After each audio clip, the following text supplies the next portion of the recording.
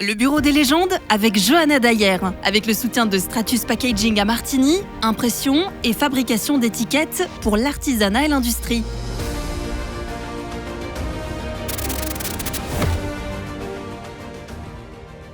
Bonsoir à tous, bienvenue sur le plateau du Bureau des légendes, sur le stand de la Foire du Valais, Rhône FM, le Nouvelliste. Nouvelle invitée à découvrir ce soir, Johanna Dayer. Bonsoir. Bonsoir. Comment je vous présente? Candidate à Master of Wine, spécialiste du vin, amoureuse du vin, experte, légende du vin. Ça va pas vous plaire. Passionnée du vin, ça va bien. Mais quand même candidate à Master of Wine. On aura l'occasion d'en reparler. C'est pas rien. Auparavant, on va faire votre connaissance. Alors, il y a GB, mais il y a aussi GD. Bonsoir, GD. Moi, c'est GB. GB. Oui. Il y a GD et GB. Ça va bien. On se mélange avec toutes ces lettres. Bonsoir Sébastien. Bonsoir Johanna. Le principe, 65 secondes, comme la 65e Foire du Valais, et 65 secondes pour répondre à un maximum de questions sur vous, donc il n'y a pas de piège. C'est parti. Johanna, on va commencer par la base. Quel est votre nom? Johanna Dayer. L'année de naissance? 91. La ville où vous avez grandi? Genève. Vous êtes vin rouge ou vin blanc? Les deux. C'est quoi pour vous le meilleur canton viticole? Le Valais, on peut pas dire autre chose ici. Votre première foire du Valais, c'était quand? Ouf. Il y a longtemps. Vous dites foire ou comptoir? Plutôt comptoir quand même. C'était il y a un moment. Vous avez une autre passion que le vin? Plein. Certaines où je suis moins douée que le vin, mais beaucoup de choses. Déjà bien manger, mais après j'aime bien un peu tout ce qui me met de l'adrénaline dans la vie, le ski, un bon parcours en voiture, des choses sympas. Vous avez un nombre porte-bonheur, Johanna? Le 7. J'aurais dit le 20. C'est quoi le meilleur moment pour boire un verre? Bien joué. Est-ce qu'il y a un bon moment? Il n'y a pas de bon moment, c'est toujours un bon moment. C'est quand le premier verre que vous avez bu? Je crois que c'était du champagne par mon parrain, mais à mon baptême. Et le dernier? Du champagne aussi, je crois. Et il n'y a pas longtemps? Ce week-end. Bon, on va terminer avec cette question, puisque 65 secondes se sont écoulées. Si la fumée blanche. Si vous devez définir le vin en un mot, ce serait quel mot? L'amour. L'amour. Parfait. De belles réponses. Merci, GB. On te retrouve d'ici quelques minutes dans cette émission. Tu vas aller te balader dans la foire. Oui. Pour tendre ton micro. À tout de suite. À tout de suite. Johanna, parlez de vous. C'est pas votre plus grande passion. Non. Pourtant, en étant futur Master of Wine, ou en tout cas en étant exposé à ce titre-là, ça vous sort un peu de l'anonymat. Oui, mais je ne l'ai jamais fait pour ça, donc c'est un peu... On doit vivre avec. C'est ça. Alors, dans cette émission, on va chercher des photos de vous sur Internet. On tape votre nom, Johanna Dayer, on regarde ce qui se passe sur Google. Vous l'avez déjà fait? Non. Non, bah alors, on l'a fait. J'ai choisi celle-ci pour commencer. Jusqu'ici, ça va. Alors, il n'y a aucune photo piégeuse. Il n'y a que des jolies photos. Par contre, c'est difficile de trouver une photo de vous sans verre. Ah, ça c'est fort possible, oui.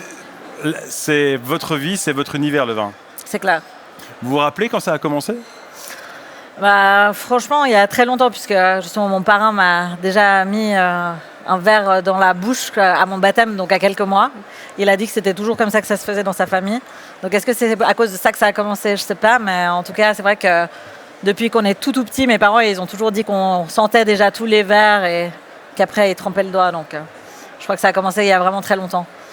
L'univers du vin, ce qui vous passionne, c'est quoi? C'est sa complexité, c'est sa différence ou sa convivialité? Non, c'est plutôt la convivialité et justement, j'aimerais réussir à faire que ce soit pas si complexe parce que ça me désole toujours quand on me dit « Ah, mais c'est trop compliqué, c'est trop élitiste ». Ça me fait peur, ça m'impressionne, alors que justement, ça doit être aussi simple que de se dire « Est-ce que j'aime un plat de pâte bolo ou pesto ?» quoi. Et en fait, des fois, on galvaude trop tout ça et c'est un peu dommage parce que ça doit être simple et apporter du plaisir avant tout. À quel moment vous vous êtes dit tiens, le vin, ça va devenir ma vie, ça va devenir mon métier?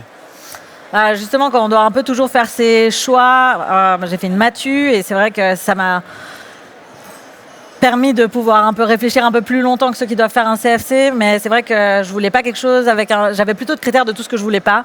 Donc pas derrière un bureau toute la journée, pas de journée qui se ressemble, pas de routine. Et puis ça s'est un peu imposé assez naturellement de se dire ah bah j'aime la nature, j'aime être dehors, qu'est-ce que je peux faire qui change chaque année où je peux tout le temps apprendre.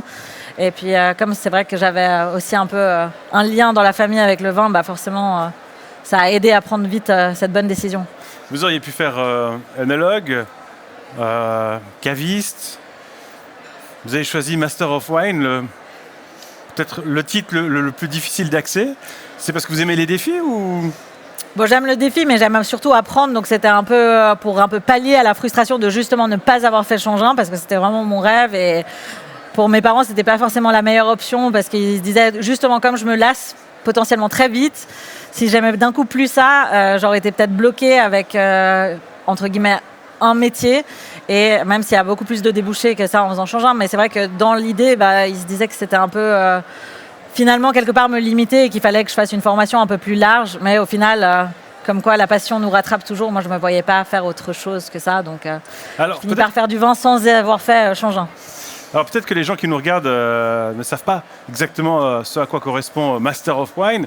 Je crois que vous êtes très, très peu dans le monde, 400 environ, encore moins de femmes. C'est incroyable de vouloir absolument réussir ce titre-là. Vous êtes à quelques encablures de la ligne d'arrivée aujourd'hui. Ouais, c'est un gros morceau.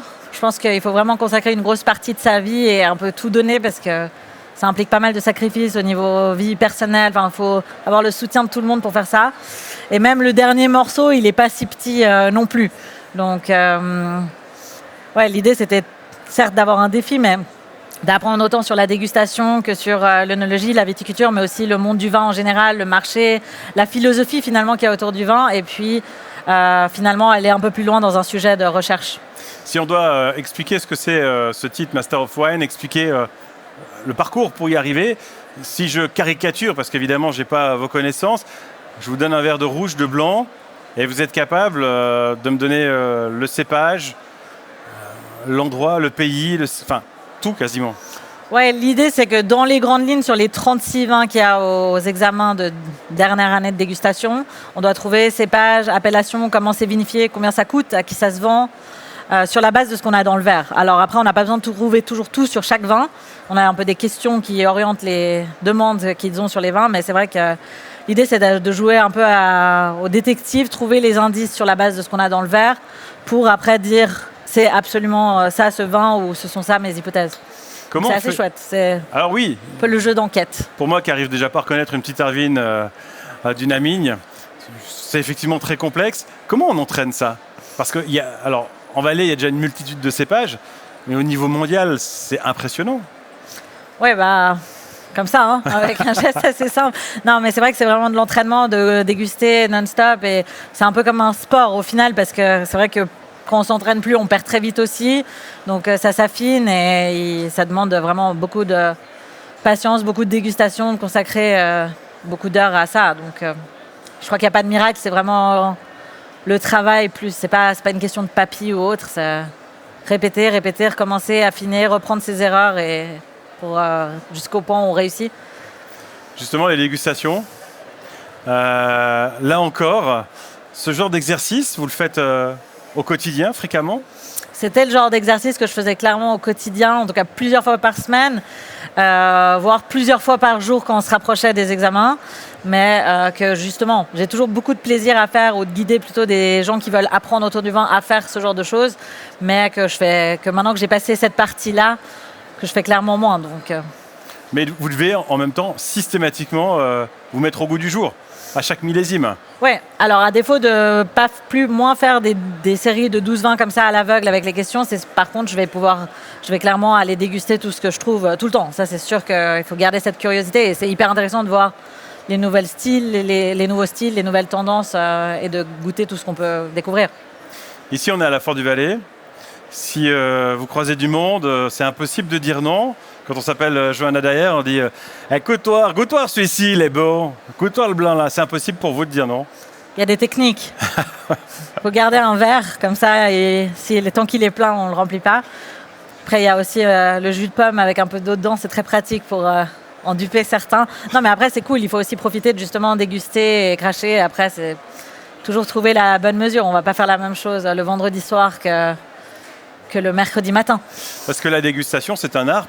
Parce qu'effectivement, vous recrachez C'est vital en ce qui vous concerne, j'imagine, à un moment donné. Donc tout est au niveau des papilles. On doit sentir tout ceci avant. Oui, c'est ça, c'est que si on crache pas, c'est assez rapidement, on va saturer et de toute façon ça va de toute façon interférer avec toutes les réflexions dans notre cerveau. Donc on va moins déguster, on va dire, on aura moins de précision, ce sera moins intéressant et on sera moins performant finalement. C'est pour ça que je disais, c'est vraiment comme un sport à tout point de vue. Par contre, il ne faut pas oublier le moment où on déguste pas, enfin où on déguste, mais qu'on apprécie un bon verre de vin. Donc c'est vraiment des moments très différents.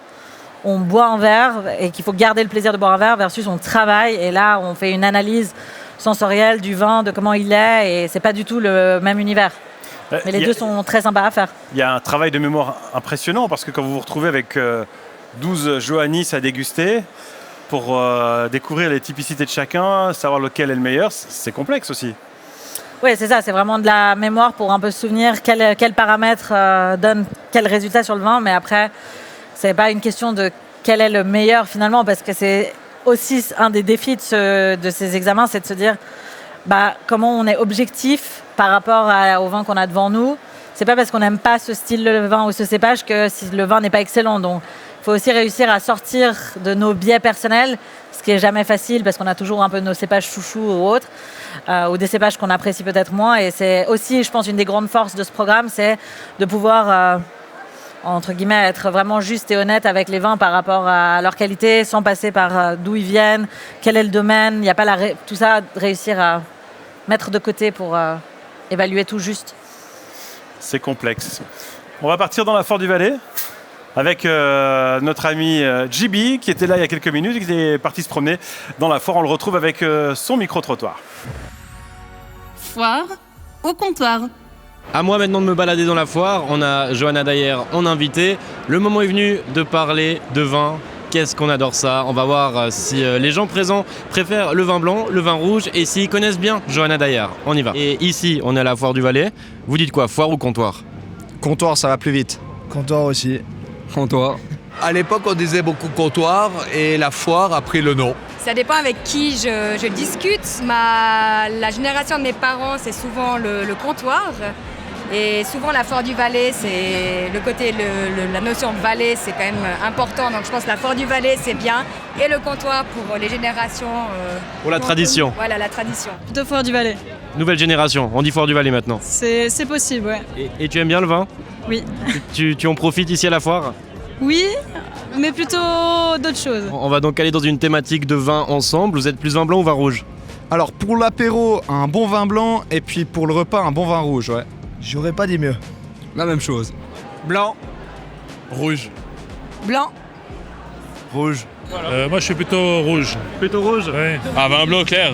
Ça s'accompagne avec quoi ? Ça se compagne avec plaisir.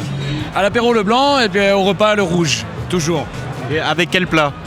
Le blanc avec les huîtres forcément et le rouge avec tout, la crociflette perso, ça c'est le plat référence pour moi. Rouge pour manger, blanc pour fumer.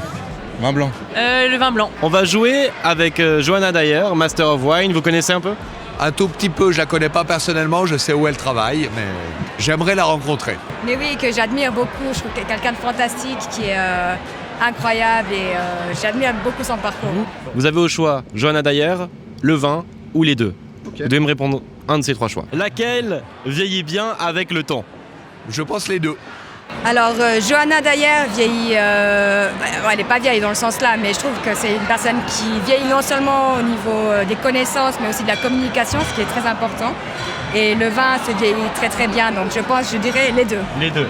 Les deux. Les deux. Les deux. J'espère les deux. Johanna Dayer. Lequel donne la gueule de bois ? Le vin. J'ai pas encore fait de soirée avec elle, mais j'espère le vin. Le vin. Les deux aussi. Même si je la connais pas. Alors, c'est vraiment intéressant parce que je dirais peut-être le vin avec modération, bien sûr. Et Johanna, elle donnerait jamais la gueule de bois. Par contre, elle a beaucoup de connaissances et c'est intéressant. Le vin. Laquelle a toujours une robe ? Les deux. Johanna Dayer. Johanna Dayer. Ah, le vin. Ouais. Johanna, elle a tendance à mettre des robes, mais aussi des jupes. Donc je dirais peut-être le vin, mais les deux sont toujours très bien habillés. Les deux. Les deux. Laquelle peut te lancer en soirée karaoké? Les deux aussi. Les deux. Les deux. Elle fait la fête, Johanna Dyer? Je pense, ouais. Les deux. Les deux aussi. Mais elle est costaud parce que.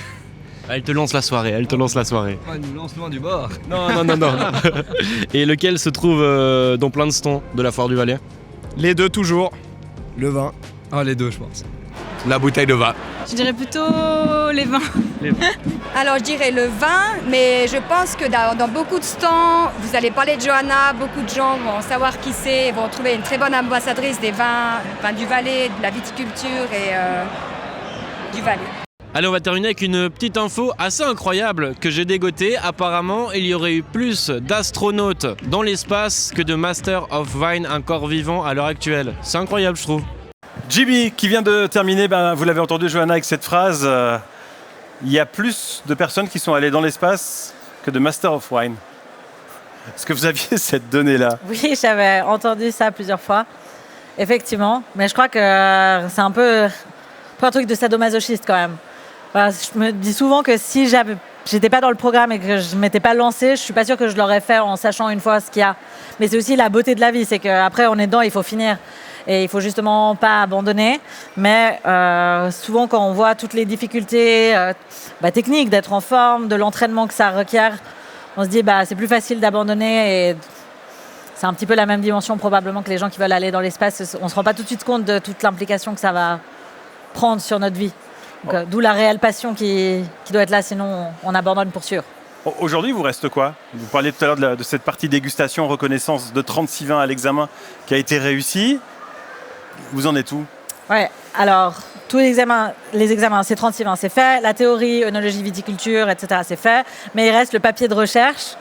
Et ça, de nouveau, comme toute bonne candidate à Master of Wine, je me suis dit, comme chaque partie, ça va être super facile, je vais travailler, j'aime travailler, et ça va être vite plié. Et ben non, c'est un peu la magie de Master of Wine, ils aiment bien toujours nous montrer qu'on a encore plein de choses à apprendre, donc tant mieux, on aime le défi, mais c'est pas quelque chose qui se fait en fait en 3-6 mois, et de nouveau, c'est un gros dossier où il faut avoir toute une approche de la recherche qu'on n'a pas forcément quand on fait un travail de bachelor ou de master, donc... J'apprends toujours plein de choses. On a des experts qui sont très intelligents mais très exigeants aussi, donc qui sont toujours en train de dire t'as pas pensé à cette dimension-là, regarde ci et ça. Donc je suis en train d'essayer de rédiger ce gros dossier et je continue d'apprendre, donc c'est ça l'essentiel. D'ailleurs, on va parler de vin avec l'interview légendaire. Le bureau des légendes avec Johanna Dyer. Johanna Dyer, l'interview légendaire pour vous, c'est quel vin? Justement, quel vin vous allez déboucher lorsque vous aurez votre titre de Master of Wine en poche? Mais je pense quelque chose de tout simple, un bon fendant, frais, facile à boire, fruité et sans se poser trop de questions, parce que j'ai envie d'ouvrir beaucoup de bouteilles avec beaucoup de gens qui m'ont aidé de près ou de loin sur un côté peut-être technique, mais aussi avec des amis. Et donc l'idée, c'est pas d'avoir le vin méga complexe et compliqué, c'est un truc où on se fait tous plaisir, tous ensemble, qu'on passe un bon moment et où je peux dire merci à tous les gens qui m'ont aidé. Quel vin vous fait tourner la tête très rapidement? Ou toujours plus facile dès qu'il y a un peu des bulles, que c'est servi bien frais et qu'on a une belle journée d'été où on se laisse un peu emporter par la soif et qu'au final, ça fait tourner la tête plus vite que ce à quoi on pensait. Quel vin faut-il vous proposer pour vous séduire? Un Riesling, je pense. Plutôt l'Alsace alors? Non, plutôt un Riesling allemand ou valaisan. Il y a des choses sympas. C'est toujours un peu plus atypique, donc ça change et ça fait du bien. Ou une petite Arvin, ça marche toujours. Le côté originalité important chez vous. C'est ça. Quel vin vous débouchez pour fêter une réussite autre que Master of Wine? Je crois qu'on doit quand même laisser aux bulles le côté festif qui est assez fantastique. Mais des bonnes bulles valaisannes, il y en a plein maintenant. C'est toujours... ça donne toujours une impression de célébration. Quel vin faut-il vous servir pour que vous disiez non là, pas ce soir, j'ai carême? C'est une très bonne question. Ça devrait m'arriver plus souvent. Il n'y a aucun vin que vous n'affectionnez pas forcément ou que vous n'avez pas de plaisir à déguster? Ou alors je les ai justement pas encore goûtés, donc le problème ne s'est pas posé. Une soif de recherche et de connaissance en permanence. Oui, exactement. Quel est le vin que toute personne devrait au moins goûter une fois dans sa vie?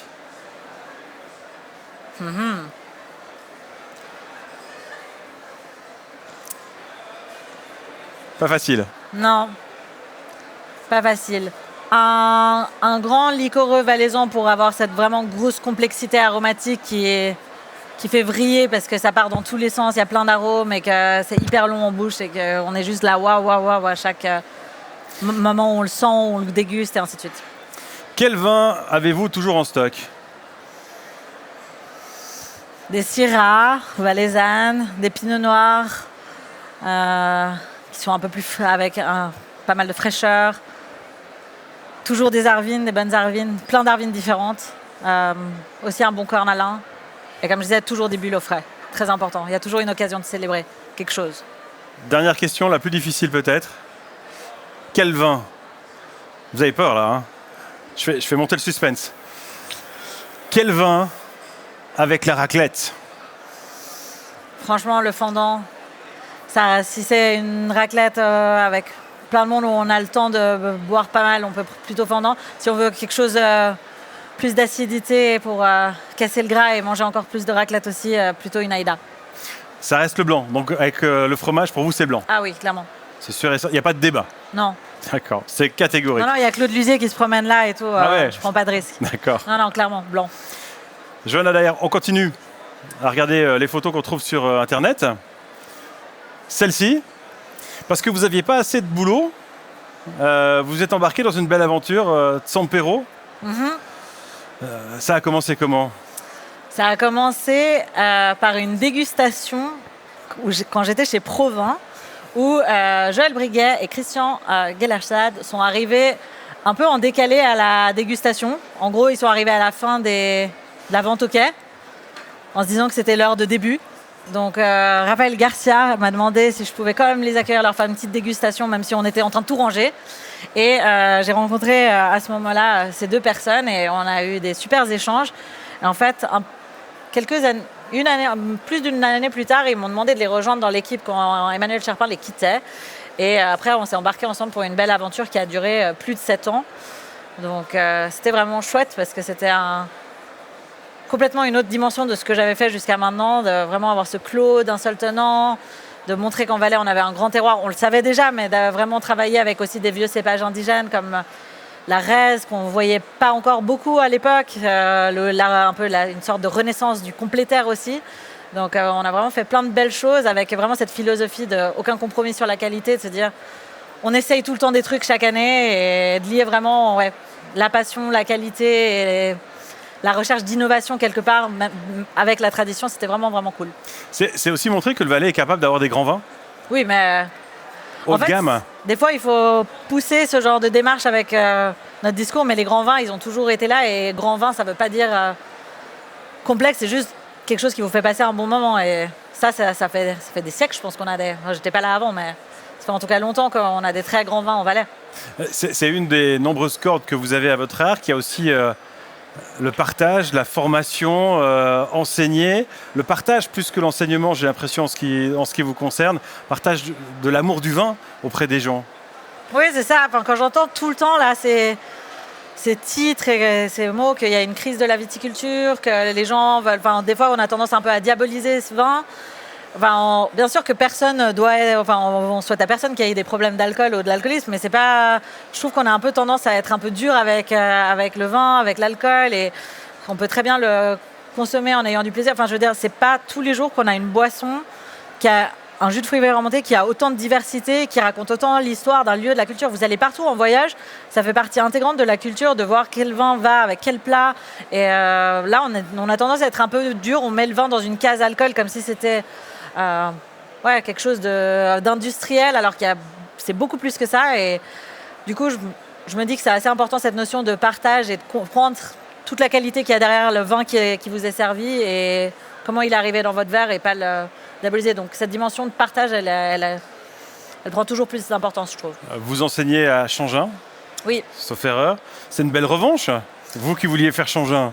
Revanche, oui et non, parce que justement, c'est trop cool de pouvoir enfin, en fait, finalement, côtoyer de plus près toutes ces personnes qui sont fantastiques. Je savais déjà qu'elles étaient là, mais maintenant, j'ai encore l'occasion, en tant que collègue, de mieux les connaître, de mieux échanger. Et puis, il y a toutes ces personnes hyper intelligentes, qui sont hyper spécialisées dans leur domaine. Donc, ça me permet même d'approfondir plus de certaines choses. Et ça, c'est vraiment chouette. Donc, pas sur revanche, mais très belle opportunité. Un joli clin beaucoup de d'œil. chance. Ouais, je suis très, très contente.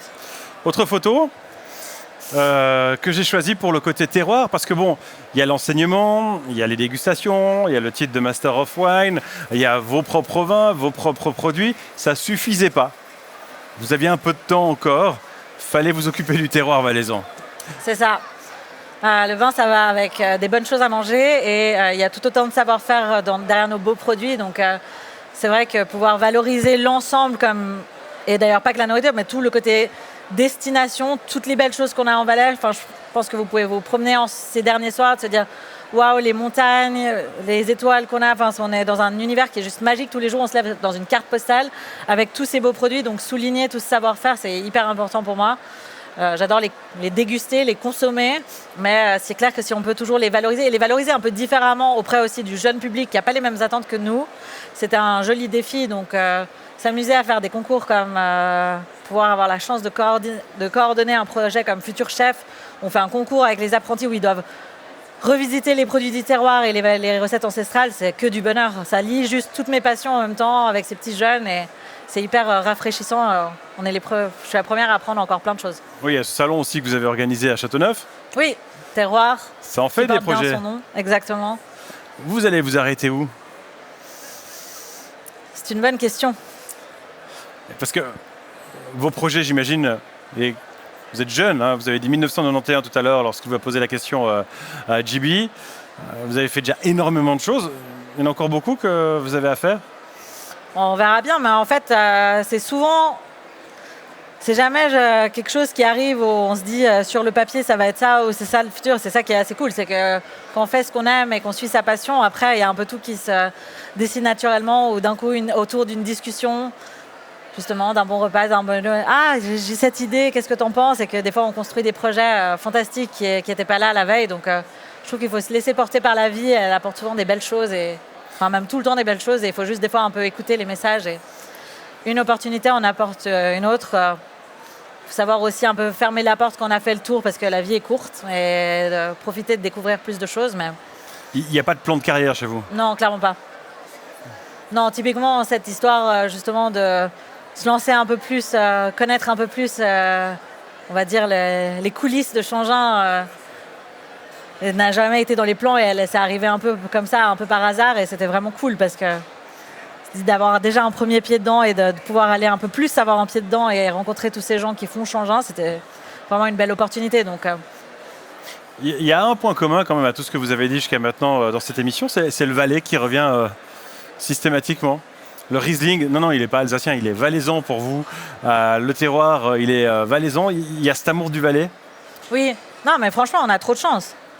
Je crois que vraiment, on ne peut pas se lever un jour et je sais que c'est ton cas, mais c'est vrai que si on oublie ça des fois, il faut juste prendre le moment de sortir dehors, observer et de se dire mais la chance qu'on a, c'est extraordinaire, c'est pas partout. Souvent, on va dans des régions et on se dit waouh, c'est trop beau aussi et ça, mais chez nous, c'est trop bien et des fois, on oublie ça parce que c'est notre quotidien alors qu'on a une chance immense, il y a tout ici avec des gens passionnés, des histoires de vie fantastiques, donc je trouve qu'on n'a pas besoin d'aller vraiment plus loin ou alors d'aller découvrir un peu les passionnés qui ont des cultures très proches dans les pays limitrophes. On a plus qu'assez pour s'amuser. Vous avez le temps de faire ça encore? Oui, c'est très important. Justement, c'est ce qu'on veut faire aussi à Terroir. On en parlait avant, c'était d'avoir toujours chaque année des hôtes d'honneur. Un hôte d'honneur qui soit une autre région suisse pour montrer justement la passion d'autres artisans avec d'autres produits.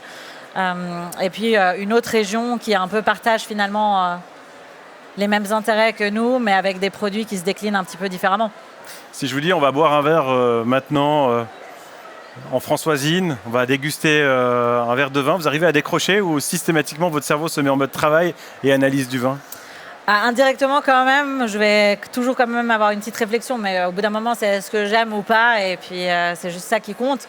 Après c'est vrai que c'est pour ça que c'est important d'avoir un peu d'autres passions où finalement on se dit mais je sais rien là-dessus, j'ai juste du plaisir et j'ai pas besoin de savoir plus et ça fait du bien aussi. Il y en a un qui a écouté attentivement cette émission, c'est JB, il nous prépare comme chaque soir son débrief, on l'accueille immédiatement. Le débrief foiré de JB. Est-ce qu'elle était sympa, JB, cette émission? Elle était très sympa. J'ai appris plein de choses sur le vin. Et de ce que j'ai retenu, un jour, Johanna, vous êtes née. Et là, votre enfance vous a appris une chose. Le vin, c'est cool. En résumé, votre famille aime le vin. Vous avez commencé à boire du vin lors de votre baptême. Vous avez passé toutes vos vacances proches du vin. Du coup, logiquement, vous aimez le vin. Et vous en avez fait votre métier. Vous parlez vin, vous vivez vin, vous mangez vin, vous respirez vin. Votre pain préféré, c'est sûrement le pain au levain. Et toutes les photos qu'on a de vous, c'est avec du vin, Johanna. Vous nous l'avez dit, il y a plein de choses à distinguer dans le vin et c'est un sport. Il y a donc énormément de sportifs à la Foire du Valais, mais comme dans chaque discipline, Johanna, il y a les amateurs et les professionnels. Et comme on l'a dit plus tôt, vous êtes de 1991, année où a été lancé le World Wide Web, le tout premier site internet. Depuis des sites, il y en a des millions, mais des candidates suisses au Master of Wine comme vous, Johanna, il n'y en a pas tant que ça. Ce qui fait déjà de vous une légende valaisanne, c'est en tout cas ce que j'ai retenu de cette émission et on vous souhaite de déboucher vite plein de fondants. Merci JB. Qu'est-ce qu'on peut vous souhaiter, Johanna, pour la suite? Continuer à profiter comme ça, mais normalement il n'y a pas trop de soucis. Faire plein de découvertes. C'est ça. Et que le bonheur soit au rendez-vous dans chaque verre. C'est ça, bien entouré toujours. Johanna, merci beaucoup. Merci. À très bientôt. À bientôt. Merci à vous toutes et tous d'avoir suivi ce nouveau rendez-vous, le Bureau des légendes, qui revient demain avec une invitée politique cette fois-ci. Marianne Marais sera à la place de Johanna Dayer.